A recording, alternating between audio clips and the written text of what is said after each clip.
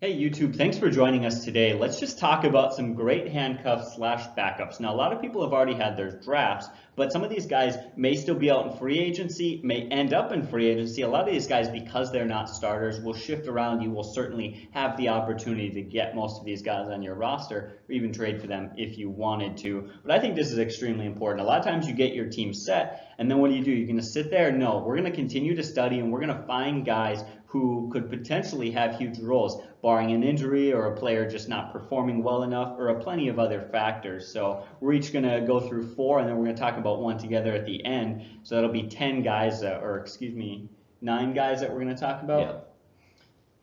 So let's not waste any more time. We'll just get into it and start talking about some of these good handcuffs and backups that we like. Rob, do you have anything to say before we start? Yeah, so when we're looking at backup or handcuffs, I think that's important. Like you said, it could be lack of performance and injury, which is a big one. There'll be guys going down at the beginning of the year. You know that's going to happen. Or suspension.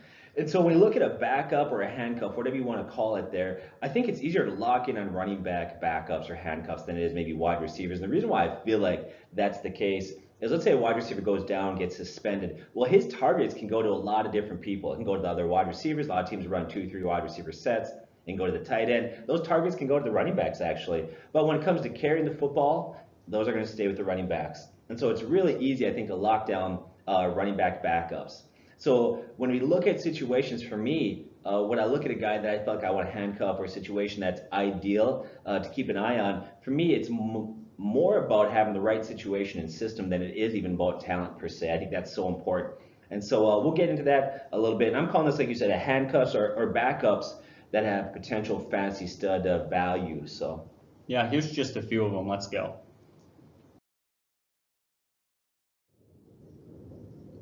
So for me, the first situation I want to talk about is the backup for the Green Bay Packers, or what I would call the Green Bay Packers number 3 wideout position battle there. To me, I think that's vitally important to really take a look at that. I think there's huge value. I think there's some numbers to be had there. I think we got to watch it closely. Now, before we get into, there's some situations in the NFL or some systems where the supporting cast is so good, or that system is so good, or the playbook is so good that you're going to plug in anybody who's a starter in that lineup, and they're going to be successful, and they're going to give you numbers. And so I want to give you some just background of some situations or examples of that. So I think about offenses that had Peyton Manning at quarterback through the years. So when you think about Peyton Manning, think about guys who threw the ball to. Of course, you think about Reggie Wayne or Marvin Harrison. They excelled. They were excellent. Of course, they're also very talented.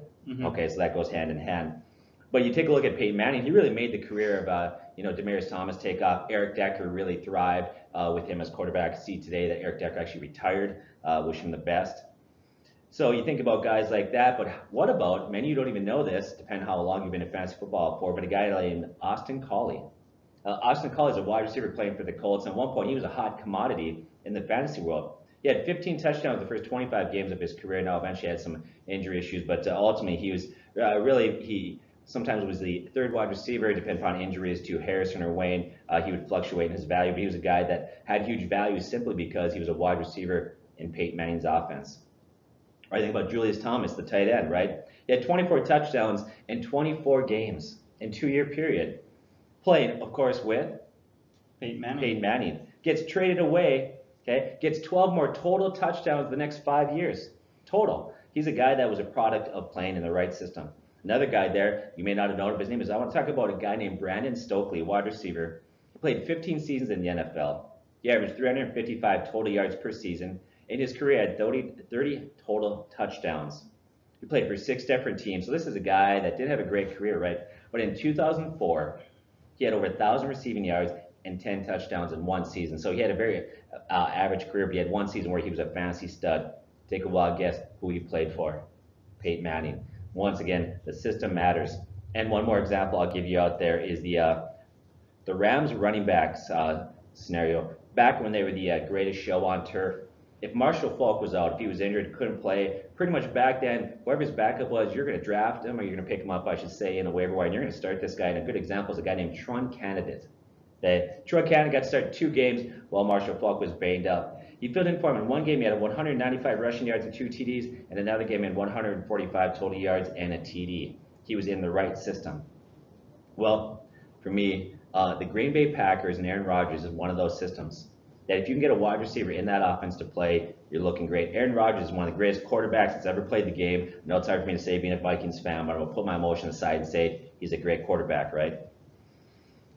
In NFL history, he's the only quarterback with a quarterback rating of over 100. His career quarterback rating per career is 103.8.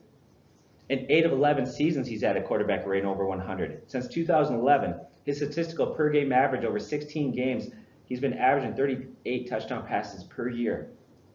And you shared this stat before, so I'm going to steal it from you. But wasn't it the backup, I guess qualify this statistic I'm about to share.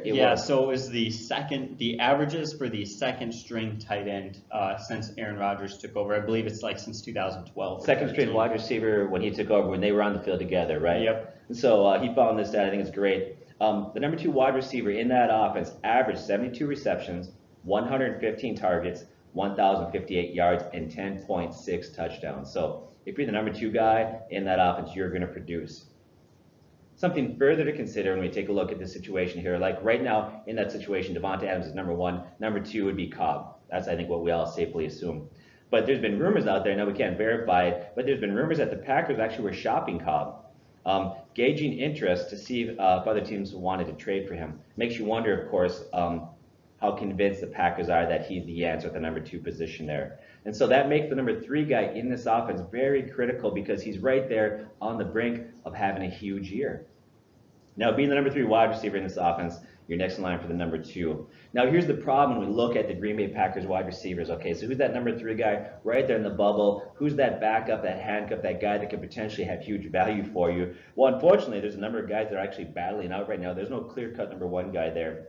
It's really hard to pick this up. Really, it's 3 or 4 possible players. You look at Jay Kumaro, there's Geronimo Allison, you got Marquez Valdez-Scantling, St. Brown, and Jamon Moore. And so those are the guys that are kind of battling for that position. So who is it? Who would you put your money on? Well, I want to say this, Geronimo Allison. If you take a look at what's coming out of camp, how he's done, he's been really unimpressive in his second year. He has a limited ceiling. He's been very quiet this preseason. Right now, I don't think they're very sold on him. He's not a guy that I put my money on. Jamon Moore was drafted. The guy's got great speed, quickness, separation. But Green Bay Packers press gazette Ryan Wood, who's been following the team closely, he believes that the 4th-round wide receiver Jamon Moore is fighting for a spot in the 53-man roster after a rough training camp.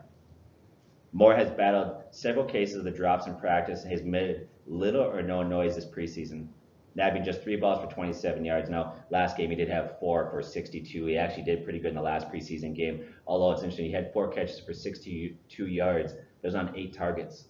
So that's not that impressive, obviously. Anyways, the article just went on to say that basically right now, yeah, he gets great separation, but he can't hold on to the ball. And so he'll probably make the team. I would imagine he's got too much talent. They're not going to give up on this guy, but he's certainly not right now the number 3 guy there. You look at, talking about Marquez Valdez-Scantling, St. Brown. This is their first preseason. They haven't been great per se. They haven't separated themselves from the pack. And so for me, the guy that I'd put my money on, and I've talked about him recently, is Jake Kumaro. I think that he's in line to become the number 3 guy in that offense. I think he could have a huge breakout year. Now, he's going late in the draft. If you've already had your draft, obviously he's a pickup. If you haven't drafted yet, he's really going 107th wide receiver taken. 26 years old. He's been bouncing back and forth on practice squads. He made some noise during one preseason. He was another team's practice squad, looked pretty good. Then he got injured and it kind of derailed his momentum. He's from UW-Whitewater. He had 33 touchdowns, 2,447 receiving yards during his final 2 seasons there. He's 6'4", got great size, spent a lot of time in the weight room. He's strong, good condition. Physically, he's got a lot of things there that he brings to the table. Now, a lot of people think about age 26, he's getting a little bit older. I want to remind you about Chris Carter, who didn't have his first 1,000-yard receiving season until he was 28. Or I think about another guy, Adam Thielen, who was really a walk-on, who had his breakout year at age 26. So Jake has been making a lot of I can't even speak this. I don't know what's going on. It's been a long day. We're getting ready to draft here. So anyways, Jake has been making a lot of noise this preseason. One of the guys that's been loving him and talking him up is actually Aaron Rodgers. During one practice there, he's upset all the young wide receivers. He called them all publicly. But the one young wide receiver that he praised was Jay Kumaro. Clinton Dick said of Kumaro, he's one of our top receivers in the room. You can see it. He's no faking his game. And he's now been getting Aaron Rodgers throwing the ball. Can't wait to see what he can do when number 12 is throwing him the ball there. That's a huge statement. Goes on to say that he's been great in camp. In my opinion, cornerback Williams went on to say He's been in all camp long. It's not like he shows up and having fluke games. He's doing it day after day. Guy comes here, he works hard, and it just goes on and on. Williams just talks about what a great impact, how this guy's the real deal, how he's excited to see what this guy can do for a full season. Aaron Rodgers talked about Kumro, talked about how great he's been doing in the preseason. Now, the one thing that Aaron Rodgers said, he's been tearing it up in the preseason in camp, but does that translate to on-the-field performance? And we don't know. Well, he's had 2 preseason games. First game, he had 3 catches, 76 yards in the TD. He followed it up with 3 catches, 114 yards in the TD. And then he missed his 3rd preseason game because he injured his shoulder. I don't see him. A lot of people think, well, they're going to do is they're going to put him on his practice squad. That's not going to happen because another team's going to snatch this guy up. He's had too good of a preseason there. I think he's going to make the team. I think he sat out the 3rd preseason game because, quite honestly, I feel like the team has seen enough from him. I think they like this guy. I think he's in line to become the number 3 guy there. So that's my take on him. The other thing that could possibly happen in this situation there that maybe is there is a possibility that Ty Montgomery could get moved back to wide receiver. Anyways, I love the Green Bay Packers wide receiving situation there. I think that's one you got to watch. I think you got to back these guys up on your bench. I think they're worth a roster spot. Absolutely, I couldn't agree more.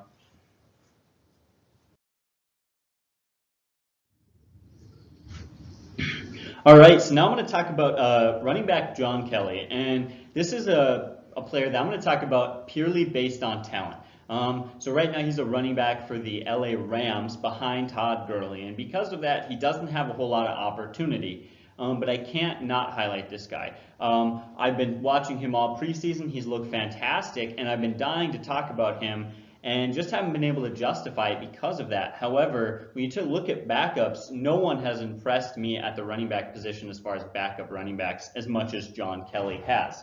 So he's a rookie this year, and for me, it's just impressive that they went out and they drafted him. When you've got a running back like Todd Gurley, and you're looking to get depth at other positions, add some depth to your offensive line, add some pieces to your defense, you've got a lot of things to do. The NFL is extremely competitive. And yet they throw a pick at running back John Kelly. That's very surprising to me. Tells me a lot about how talented they think he is. One thing that really impressed me was also somebody asked quarterback Jared Goff about John Kelly, and I don't want to read the quote off to you. It was very long and honestly kind of boring, but one thing that he said is how well he's handling learning the NFL playbook, his protections and understanding the offense, so that's very good. But let's look at his, he's played 3 games in the preseason now. He's been very impressive. His first game in the preseason, he had 13 carries for 77 yards and 2 catches. Second game, he had 56 rushing yards with a touchdown and 2 catches. And then game 3, he had 15 carries, 64 yards, and 4.3 yards per carry, 2 touchdowns, and another 2 catches. He looks very phenomenal. That's a very good stat line. Of course, there's no way that he's going to take time away from or find a way to start over or take the job of Todd Gurley. Absolutely not. But I can't help but highlight this guy, a guy who in his final season of college had a 2.4 yards after contact. They talk about how physical he is and how strong of a runner he is. He's a very, very powerful guy, and he's actually not that big, so he's still very fairly fast and fairly agile, so that's very good too. I think he fits that offense well. I don't have quite as much to say about him as you did about that Green Bay Packers offense. Man, that was very in-depth research, but I just have to highlight how well he's performed and just how surprised I am on John Kelly. Yeah, you look at John Kelly there, you look at, you talk about they drafted him when, quite honestly, there's not a need at running back. But I think the good teams in the NFL, they don't draft based on need, they draft on best talent available. I think that's really the approach. Talented teams continue to build talent because they find the best guy out there, and they pick it even if there's not necessarily a need. They'll find a roster spot. I think that bodes well. The other thing, you hate to bet on a guy based on the possibility of an injury. But I tell you what, you look at the top 5 running backs this year, guys that come to mind to me. A couple years ago, Le'Veon Bell got injured 5-6 games in, out for the year. Last year, you look at David Johnson. So this is not a stretch to assume that something could easily happen to Todd Gurley. Back in college, he came out with a torn ACL coming out of college. So we wish him the best. We hope it doesn't happen, but really, it happens every week in the NFL. Guys go down with severe injuries, and so this guy is one injury away from being a stud. Well, that's just the thing. We talk about, half of this title is backups, but the other half is handcuffs. I'm not a huge handcuff guy. I try not to do it. I just want to get the best fantasy talent available. But if you have Todd Gurley in a league and you want to know which one of those backs to handcuff him with, John Kelly is the guy. If Gurley goes down, he is the running back for sure, hands down. And so, yeah, I don't have too much to say on that. He's just been really impressive, and I couldn't not talk about him eventually. So my next guy I want to talk about is a great backup or a handcuff out there that's got stud potential, Giovanni Bernard. He's only 26, so he's still young, even though it feels like he's been around for forever. Now last year, Joe Mixon missed time due to injuries. So Bernard filling in for him. In 3 or 4 games while he filled in for Joe Mixon last year, he had yardage totals of 160 yards. He had a TD that game, 130 and 96. So in the three or four games he filled in, he had very nice yardage totals. He's been a proven veteran. He's got a great track record. He's got a career yards per carry, very solid 4.2. It's not spectacular, but it's very solid. He's got a proven track record in the fact that he's also a dual threat. This guy's got good hands. If you look at his catches per game, catching the ball in the backfield, right, and you project that over 16 games, this guy's averaged 52 catches per season. The guy's very effective in the passing game. In his first 3 years, he averaged 700 rushing yards per season. In his first 3 years, he averaged 1,146 total yards per season. So he was very productive first 3 years. And I think of all the guys that we're going to talk about today, he might be in the best situation of all those that I mentioned. Here's why. Mixon is far from proven. Joe will be given every opportunity to win the starting job there in Cincinnati. I believe that they want him to be their guy. But if he struggles at all, simply by performance and talent, Giovanni Bernard could definitely push for time there. I think that's important. They look at the Bengals. They worked really hard in the offseason to improve that offensive line. And Bernard, for me, is one play away from being a top quarterback in PPR leagues. If Joe Mixon went down today, let's say with an injury, I think that in most weeks, Giovanni Bernard would be a top 10 running back in PPR leagues. Go back to that 4-game stretch last year when he filled in for Joe Mixon. During that 4-game stretch, okay, if you took his per game averages and you projected that out, what he did during that stretch over 16 games, it would have been 1,140 rushing yards at a 4.67 yards per carry, 72 catches with 608 receiving yards and 8 TDs. This guy can really do it all. He's a nice balanced running back. Now he is a backup. Okay, now he's a guy that definitely, I know I hate handcuffing, but that's a situation that you need to handcuff if you have Mixon. Yeah. I think it's vitally important that you do that. So he's another guy, Giovanni Bernard, that I think has a stud potential as a backup. He's a great handcuff out there. Keep an eye on this guy. I like that pick, and you don't have to pay a lot to handcuff him. If you haven't had your draft yet, he's still 26, which I like that he's young, but he's been in the league for a few years, so no one's excited about him. It's not like you have to take him in the 9th or 10th round. You can take him very surprisingly late, and so that's nice too, that you don't have to pay a high price tag for a handcuff. Yep. So that's a good pick.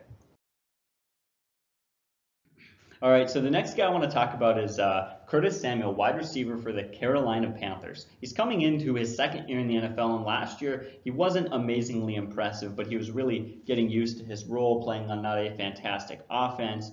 But I kind of like him. Now, one thing I want to say is he's not the type of receiver that I lean towards. He's a very fast receiver who's meant to kind of stretch the field. That's what he does. And honestly, I've never been a fan of that. That kind of always makes me nervous. I like possession receivers, red zone threats. But there's 100% a role for that in the NFL. Every team has their deep threat guy. And so that's one thing that's nice that could certainly keep him on the field is just his ability to be fast. So don't underrate that. But again, we'll talk about that. I really like that he's still 22 years old. He's still young, guys. He's not old. He's only played 1 year in the NFL. That's the other thing. Just because he wasn't impressive last year, one thing we've talked about in the past is staying away from burn bias, right? Like his rookie year, some people overvalued Christian McCaffrey, and now they're staying away from him. You can't let your emotions or the fact that you were burned once determine what you're going to do in the future. You have to be honest. And while I'm being honest, Curtis Samuel isn't the greatest option out there. He is a wide receiver 3, and that's kind of why I picked him for this reason, is I wanted to talk about a wide receiver, and it's kind of difficult when you look at it. You talked about Kumerow, a guy I really like, but how many wide receiver 3s can you talk about that you think have value, that are talented, and can get the job? Because you can't talk about a wide receiver 2. He's got to be a 3. Basically, the first two wide receivers on the team are essentially starters, and so. But I really like Samuel in that he's been fairly productive this offseason. In game 1 of the preseason, he had 4 catches on 4 targets for 43 yards. Then in game 2, he had 3 targets, 2 catches, and 75 yards. And then he had 4 targets, 3 catches, and 58 yards. Hasn't found the end zone yet, hasn't been amazing. But there's absolutely no doubt, there's no arguing with the fact that there's a spot open on that roster. When your best wide receiver is Devin Funchess, and then you got a rookie in DJ Moore, there's certainly room for a guy like Curtis Samuel to step up and do something. Whether or not he will, of course, that could be argued. We'll wait and we'll see. You definitely don't have to draft him. He's not worth too much, maybe a late round pick at best. But I do like that he's a wide receiver who's fast, who's definitely shown some athleticism, is on a team where there's certainly a role open for him, and with a quarterback like Cam Newton, who's been more than effective over the last few years. Right.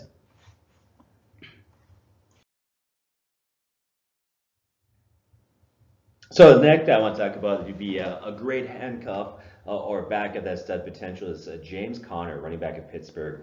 He's a big physical back, 6'1", 233. He runs hard. He's been impressive last preseason. He made some noise, but he's definitely made a lot of noise this preseason. The team and coaches around him have been very impressed at how he's really grown as a running back and a player in the NFL. He's played well once again. Teammate offensive lineman Pouncey said, everyone on the team is impressed with Conner and what he's done. He's in great shape. He hits the hole hard. He's been really developing a very good pass blocking. He went on to say they're very excited to see what he can do. Now, many people assume the reason why Le'Veon Bell didn't get a long-term deal, one, they're asking for a lot of money, and teams typically hate to put that sort of money into the running back position. Yeah. And a lot of people believe that drafting Conner and how he's performed is why they were hesitant to lock Bell down for a long-term deal. They think after this year that they're going to let Bell go and Conner's going to become the running back. I think that speaks volumes of Conner's talent and the confidence the team has in him. He's a bruiser. Now, the one problem with him, he's a big physical back, but in this offense, you have to be able to catch the ball of the backfield. You got to have good hands.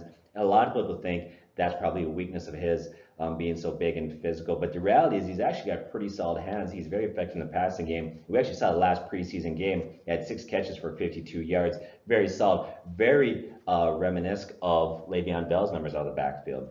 So if Bell misses any time, he's a great backup. Or James Conner would be a great guy to stash on your bench, or wait, pick him up later in the year, put on your bench if you're in a dynasty league, looking at the offseason, hoping that Bell leaves, and all of a sudden, before you know it, you have yourself a running back 1-2 on your roster. That's great. He benefits from playing in a great offense and a great system. That is so important. You look at that offense and system there. Great weapons around him, a great veteran quarterback. You've got Juju Smith-Schuster, you got Washington, Antonio Brown, and all those guys. So he's got good weapons around him so that if he is that job, he gets moved as a starting running back. He's not going to have to worry about facing loaded boxes at all. He's got running back 1 potential, and if Bell misses time, he immediately becomes an RB2 in all leagues. Mm-hmm. So I like James Conner is a great handcuff or backup that's got stud potential. Absolutely. He's a guy that's too tempting not to have on your team, especially in dynasty leagues. And if you have Le'Veon Bell, with a little bit of his history, he has been injured before. I don't think he's the most injury-prone running back out there. I'm not saying that, but it definitely would be worth a handcuff. Really would, because of how productive he's been as well. Yep. All right, so what about Latavius Murray as a really solid backup running back? So one thing I want to say is this is Dalvin Cook's team. In case you didn't know that, I think everyone's pretty clear on that. But I think some people will be surprised as to how effective Latavius Murray's been and what he can do. Now, we know that he is not a great receiving running back, but with how productive he's been and able to find the end zone, and actually kind of the load and the share of carries and of touches that Cook has gotten, or Cook got last year and will probably get this year, definitely leaves a lot of room for Latavius Murray. One thing that I like is Jerick McKinnon's gone. That kind of loosens up that backfield a bit more, gives a couple of extra carries or a couple of extra targets to someone who can perform. That's absolutely Latavius Murray. In fact, before getting hurt last year, Dalvin Cook only saw 64% of the Vikings' offensive snaps. If Latavius Murray this year can come up and take the rest of those snaps, then that can certainly give him fantasy value, on top of the fact that you have to think the Vikings are going to be nervous to give him a large load because of that knee injury. I definitely think there'll be time for Latavius Murray, who has, over the past 2 seasons, had 20 rushing touchdowns, which is second in the NFL behind only Ezekiel Elliott, who had 22. So I think a lot of people would be surprised just how effective of a physical runner he is. He does have a weakness in his game, but a running back in Dalvin Cook who had injuries in college, had injuries first year in the NFL. I think the Vikings are going to be reluctant to give him the ball a lot and maybe even could get injured again. I think Murray is a really good backup running back option. It'd be hard for me to take Cook and not take Murray as his backup. Yeah, he's a great handcuff. You look at last year, the first 3 games when Cook was doing so well before he got injured, Murray was only averaging 2.3 carries per game, right? But like you said, first of all, yeah, Jerick McKinnon's gone. Then you add in that, I'm sure they're going to want to limit Cook's carries, keep him effective, keep him healthy. Even if Cook doesn't go down again, even if he's not ineffective, I think Latavius Murray's going to have a much bigger role as a backup there. Yeah, I especially love that offense. Quarterback Kirk Cousins, those wide receivers, Kyle Rudolph. There's a great system, a great offense. They're going to move the ball. They're going to score points. But they do play for Mike Zimmer, who in the red zone probably will run it a lot, and I think they're going to be very comfortable giving Murray the ball.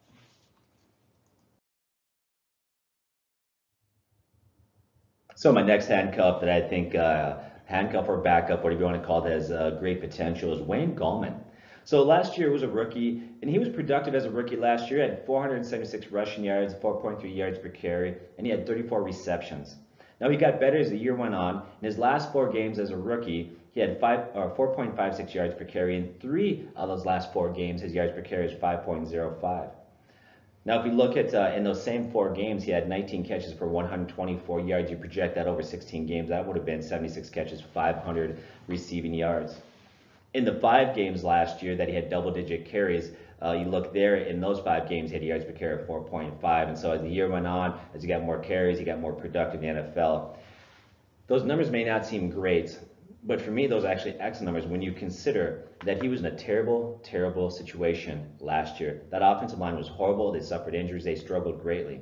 Manning was very ineffective. He had the worst quarterback rating he had since 2007. He only had 19 touchdown passes. He had only had 2 other seasons in his entire career that he had less than that, and one of them was his rookie year. The team had injuries to wide receivers. Shepard got hurt a lot. Odell Beckham was out for the year. Brandon Marshall was out for the year. Teams routinely stack the box, they load the box, they run blitz, you name it. They made life tough for the running backs there and for Eli Manning. Now that offensive line is healthy again. They've improved. They had 3 linemen via free agency. They drafted highly touted Hernandez there. Those wide receivers are healthy again. Odell Beckham is back. You got Evan Ingram, a tight end who's just a stud, who's got so much potential there. And so you got Shepard, by the way. I love Shepard. I think he's a very underrated number 2 wide receiver.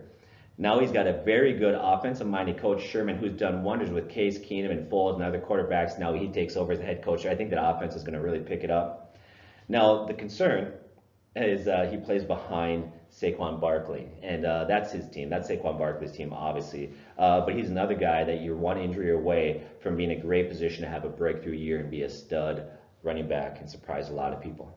Yeah, especially, and that's where, right, when I talked about John Kelly earlier, right, and it's hard to see John Kelly getting time because he's behind Todd Gurley, and it's kind of a similar thing, but it's far less extreme. I mean, for me, it's far more important to handcuff Saquon Barkley to Wayne Gallman because he's a rookie, and we really haven't seen him play. Yes, he looks amazing. Yes, we think he will be amazing, but is there a guarantee? No, not really, and so that definitely helps. Another reason to handcuff him for sure. All right.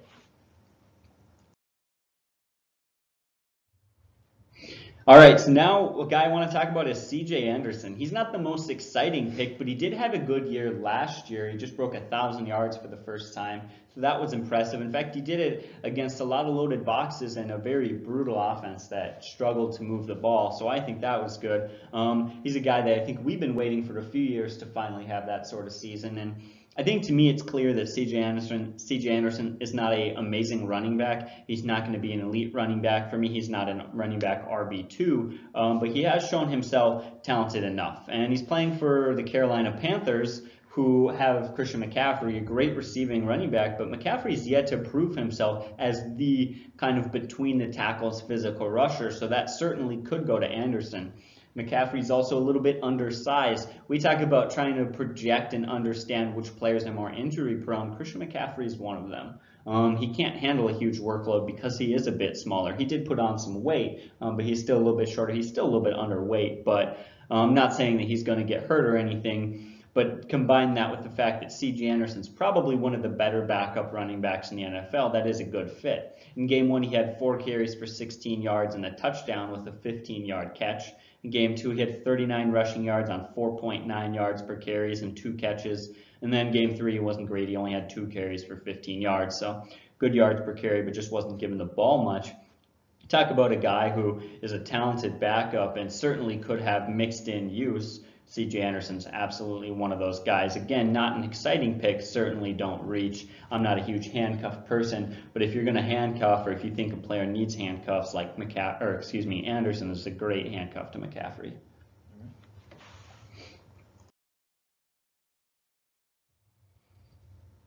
So the final guy we want to talk about is a backup or handcuff that has stud potential is Alfred Morris. So in his career, Alfred Morris has had 4.4 yards per carry. He's had 3 seasons over 1,000 yards rushing. And last year at Dallas, he filled in and he had 4.8 yards per carry. And I got some other stuff I want to share, but anything you want to add or interject, feel free to do it at that point. So. No, I just want to talk about his debut, his preseason debut. Why don't you go that? Yeah, and before you, well, go ahead and preview and talk about his preview, what he did there. Yeah, okay, so San Francisco signed him, and honestly, they're not sure if he's even going to make the roster. But then you have injuries to Jerick McKinnon and Matt Breida, who are both small receiving running backs. And anyway, so Alfred Morris gets some time. He goes in this game 3. His debut, doesn't fully know the playbook, isn't used to that offense, honestly isn't used to the team. But he gets 17 carries for 84 yards on 4.9 yards per carry, and he really impressed both of us. But yeah, I know you have a lot to talk about. I'll just hand it to you because I know you got loads to say. I don't know if I got loads to say. I'm going to keep it pretty brief here, though. The bottom line is I think that he's more than a backup. I actually see him having a significant role in that offense. And here's why. Before they even signed him, and I love the fact you pointed out that he hadn't been there very long. He had very little time to learn that playbook. And so he's able to take the little time he had there and be productive. I think San Francisco needs a banger. I think they need a big physical back. They got Matt Breida and Jerick McKinnon. They're both smaller backs. We previewed them before, and we've talked about we think that durability is going to be a concern for those guys. Now, both of those running backs are great in the passing game, which is the one deficiency of Alfred Morris. He's not great in the passing game. So that's something there. But if you look at Jerick McKinnon is really overrated as a runner. He hasn't been all that effective as a pure runner. Now, he's had spots, games here and there. He's been effective, but overall, he hasn't been great. Once again, McKinnon last year had over 50 catches. His strength is in the passing game. Matt Breida is under 200 pounds. So I think what's happening there, Coach Shanahan, is trying to go back to when he was offensive coordinator for the Falcons. And I think he's trying to duplicate the success they had there. And one of the things that he had going there was Freeman as a running back. Well, first of all, Freeman's a little bit bigger than both of those backs, and he was more effective. I think you're assuming an awful lot that Matt Breida and Jerick McKinnon will be able to fill that role just like Freeman did at that point. So I think they're going to need a big physical running back to do that, to get those carries between the tackles, to keep defenses honest. And I think that your guy's going to be Alfred Morris once again. I feel like he's not just necessarily going to be a backup. I think he's going to carve out a significant role in that offense consistently. Yeah, it's really funny to look at Alfred Morris. People forget that there was a time he had over 1,600 rushing yards and 13 TDs in a season. Like, it's not like this guy doesn't have talent. In fact, it's really surprised me how feels like he's been to a lot of different teams and just kind of played a backup role. The talent is there. It's absolutely there. I think the one thing that has limited him is that he's not a great receiving running back. And in the NFL, if you're on the field, you need to be able to catch the ball. And that's just the way it is. But I think that he could certainly play well into this offense, and an offense that just needs a runner. Honestly, I don't like either of those two guys, Breida or McKinnon, as somebody who's going to be able to pound the ball and get yards on the ground, finish in the goal line. That's Alfred Morris. I think that he could be a lot more than a backup. Yeah, you look at last year when there was a whole conversation about Ezekiel Elliott being suspended, and everybody began to really guess, okay, who's going to be that backup guy? A lot of people thought it was Rod Smith, the Oakland running back.